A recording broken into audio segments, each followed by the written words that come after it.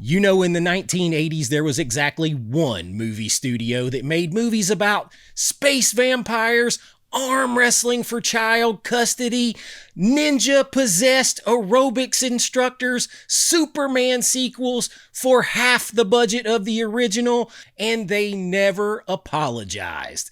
That studio was Canon Films. And today, I have 10 of the wildest, most crazy Canon films ever made. And they're ranked by their sheer audacity. So pop that tape in. I got you. Let's go do this.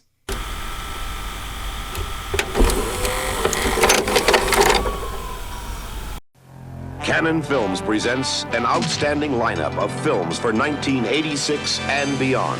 Major filmmakers, major stars, major motion pictures.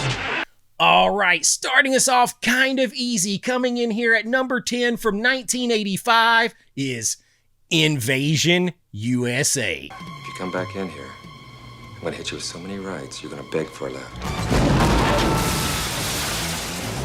Of course, we have to have some Chuck Norris, and plot-wise, this one is simple. A Soviet-backed terrorist invade suburban Florida, and Chuck Norris has to stop them, and he becomes the one-man embodiment of American retaliation. But what makes this movie wild is the tone. The movie opens up with civilian massacres, families gunned down, and suburban chaos that does not ease you in. Canon leaned in fully to like the Cold War paranoia, no metaphor, no subtext, just what if America got invaded tomorrow? We call Chuck Norris. And Chuck Norris barely has any dialogue in this. He's almost mythic, quiet, damn near supernatural in this. And behind the scenes, this was Canon sort of refining their military action formula, low to mid-budget, heavy squibs, practical explosions, big box art, and they marketed it like a war had already started. It's wild because it feels like a fantasy action film written at DEFCON 1, and the audiences ate it up with Chuck Norris and Invasion USA. Now, coming in at number 9 is the only film I don't have in my collection from this list. It's hard to get a hold to for a variety of reasons. It's 1984's Bolero. Listen, in Bolero, you have the beautiful, famous Bo Derek playing Mac, and she is traveling the world seeking the perfect sexual experience before she gets married. And Canon marketed this thing like a European art house epic, but it was loaded with controversy. Nudity aplenty, tons. Scandal, serious age gap debates, not with Bo Derek, but with Olivia d'Abo and other actresses in the film. There were Catholic protests over this film. Critics tore it apart, but Canon did not care. They leaned into it. They sold that heat, sold the controversy, and sold the sensuality of it. Behind the scenes, they believed that they could compete in the prestige romance territory while still remaining completely exploitative. And they were going to take that swing with Bolero, and it's wild because it tries to be both high art and softcore spectacle at the same time, and Canon never blinked about it once.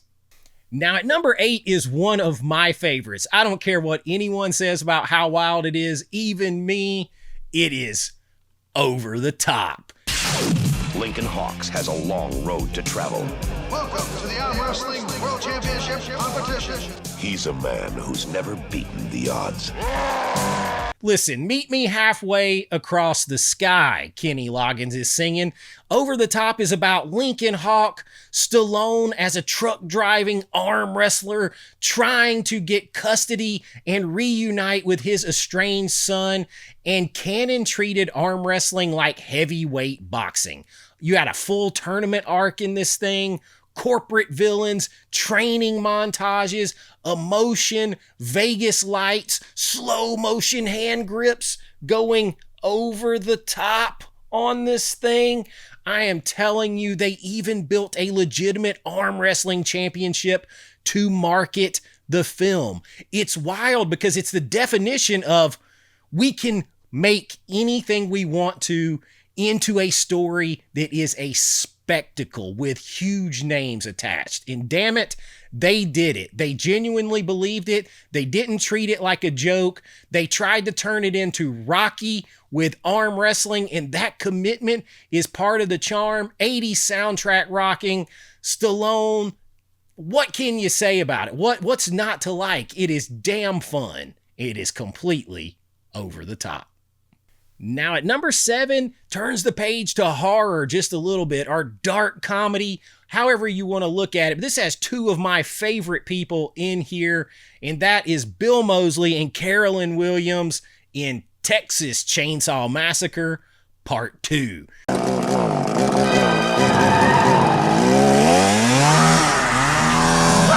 Canon acquired the rights and said, look here, Toby Hooper, what I want you to do is go bigger.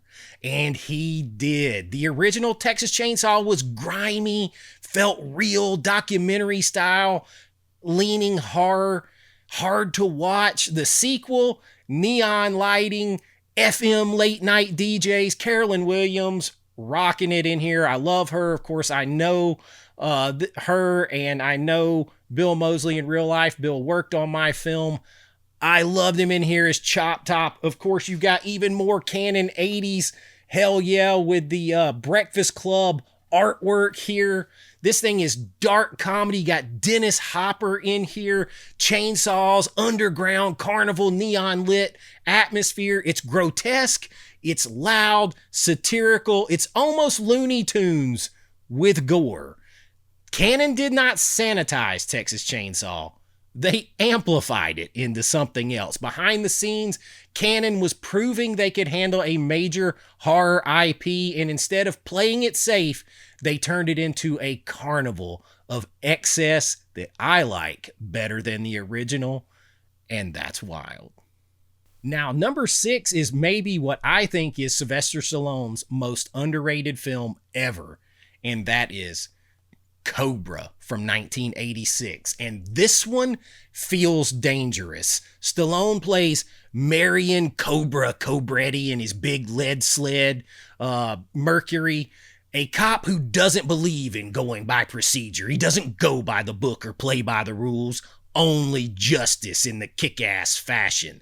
The villains are cult of axe-wielding psychos who communicate through silent stares and warehouse meetings. This thing is almost a horror slasher with some actions. It had a lot of the horror elements cut out. The grocery store shootout scene alone feels like a war zone. Crime is the disease. He is the cure.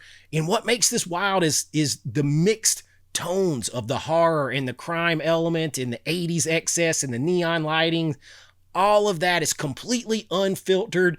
Canon helped push this kind of hyper-violent, hyper-masculine, awesome energy internationally. The film feels like it doesn't care if you're comfortable. It's sweaty, it's mean, it's stylish and brutal, and that's why it works.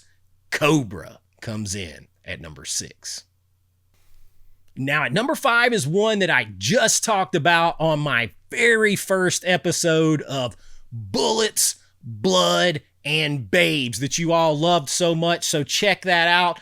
But when we're talking wild, just the sheer audacity of Canon films, you cannot make this list without Ninja 3, The Domination. He is the most feared and powerful warrior. His soul possesses the body of an innocent woman and transforms her into a lethal assassin. An epic struggle of superhuman strength and supernatural forces. Ninja 3, The Domination. 1984, and this is maybe Canon. And some could argue this is Canon at its most unhinged, but I don't think it's their most audacious undertaking. An innocent aerobics instructor witnesses a ninja battle and a bad ninja, transfers his demonic energy into her via his sword that she takes before he dies, and then she begins murdering cops while switching between workout outfits, supernatural rage, playing arcade games, and listening to her boombox and working out at the gym. A possessed sword, those exploding arcade machines, full ninja fantasy, exorcism sequences, TNA, 4 genres mashed together with zero hesitation. Behind the scenes, Canon was capitalizing on the ninja craze in the 80s. I was a part of it, had a full ninja costume, took martial arts, all that stuff. And they decided to escalate it into supernatural territory. It's absurd and glorious, and it is completely sincere. High recommend Ninja 3, The Domination. Now, number 4 is one you will also find on that list I just mentioned on the very first volume of Bullets, Blood, and Babes. And I think it's maybe Van Damme's most underrated movie. I just watched it again this weekend, so it had to be on this list. It is Cyborg. This one has legendary behind the scenes. That's the other reason it had to be on this list, is we're going to dive into some Canon stuff in 80s action film stuff over the next couple of weeks, and 90s. Canon had built expensive sets and costumes for the Masters of the Universe sequel and a Spider-Man film, and then ran out of money and those fell apart. So instead of shutting down production, they wrote a new script in just a few days. I've been there. Put Jean-Claude Van Damme in it and reused the sets, reused the costumes, shot it fast, released it, and that is Cyborg. A post-apocalyptic wasteland, minimal dialogue, gritty sword fights, raw, stripped-down violence, trying to get a cure for the plague to Atlanta. It feels scrappy because it was scrappy, and that scrappiness gives it some power. I really dig it. I went into more depth on it over there. Underrated Van Damme flick. Really enjoy it. But man, what a story behind Cyborg. And then there's number 3, which I argued with myself could be number 1, but I'm going to explain number 1 when we get there. Number 3 is Lifeforce from 1985, and here is your space vampires. Canon decided to make a big shoot-for-the-moon budget sci-fi horror epic directed by Tobe Hooper again. And in this one, a space shuttle finds alien life. Naked space vampire alien life that arrives on Earth, and humanity starts turning into life-drained husks because the life force is being sucked right out of them by this naked vampire alien played by Matilda May. Yes, all those things are true. Huge sets, serious actors, massive scale, blue lightning, and yes, Matilda May walking through most of the movie with nothing on but a smile. Canon was not shy. They blended prestige sci-fi ambition with their exploitation instincts, which I appreciate. It's wild because it swings so damn big, put so many things together. It wanted to be epic, a budget rivaling Star Wars. It was almost epic, almost there, but it basically ended Canon. Lifeforce, still pretty damn awesome. And at number 2, come on, we could not do this list. The sheer audacity of what they did with this movie. It is 1987's Masters of the Universe. Canon got the He-Man license and thought, yeah, we can do this. They cast Dolph Lundgren. They cast Frank Langella as Skeletor, and he gives a damn Shakespearean performance as Skeletor. They built what sets they could afford. They had to slash the budget on it, is what happened. So Eternia became Earth, and everything took place here. Alien landscapes became parking garages. And they shot the damn thing anyway. Even crazier, they had already announced the sequel before the first one finished. So that's how, you got Cyborg partly because of that. But that's canon. Sell the dream, figure it out later. It's messy, but you can feel the effort. You got a young Courtney Cox in here. But you've got like weird, vegetarian messaging in here. It's very much no Eternia, characters we didn't recognize, but practical damn effects that were cool. There's a place in my heart for this movie. I wanted so much more, but I'll remember it forever for the sheer audacity they had to try to take this on, and what they gave us. Masters of the Universe from Canon comes in at number 2. And then there is number 1. And I think number 1 has to be here because of what they took on. And that is Superman, The Quest for Peace. In the boldest move of all, Canon bought Superman, the rights to a Superman movie. Then had their budget reduced dramatically midway through production. Kind of the same problem that happened with He-Man. Entire action sequences had to be cut from the film. Special effects were cut, compromised, cheapened.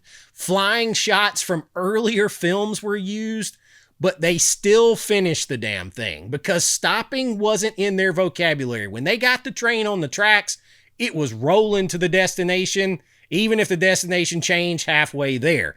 They believed they could compete with major studios, and that's wild because they didn't have that kind of money. And they were going to do this, and they didn't care if it wasn't perfect because they tried. They swung at Superman, one of the biggest characters of all time, and that took some guts, some audacity, and you have to respect them for doing that.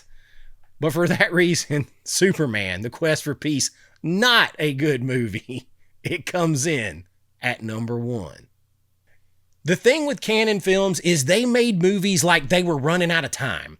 They didn't wait for permission. They didn't wait for perfection. They damn sure did not apologize for ambition or exploitation. They just made movies to entertain you. They were messy. They were outrageous. They were wildly overreaching, but none of them were safe. None of them were made by a committee with check boxes, and that's why we are still talking about them today. Because here's the part that most people tend to forget. This level of ambition, this speed, this insanity, it didn't last.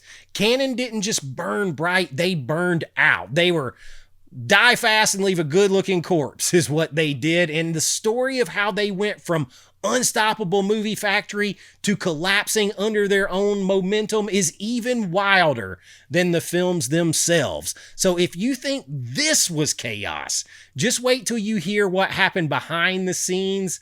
So after you rewind this tape, get ready to pop it back in because we are not done with Canon Films or 80s and 90s action, not even by a little bit. So if you enjoyed this and you're ready for more, make sure you like and subscribe. It really helps out the channel. And if you enjoy what we're doing here and you want to help keep us from burning out too fast, you can join the Patreon. The link is always in the description, and you'll get your name in lights. Big, bright, bold, just like Canon Films style on every single video. Behind the scenes looks at my filmmaking, special members only videos, and everything helps this channel, and I really do appreciate it. But until next time, be kind, rewind like always. This is Chase with AV Pop Culture, and I'll see you real soon. Bye-bye.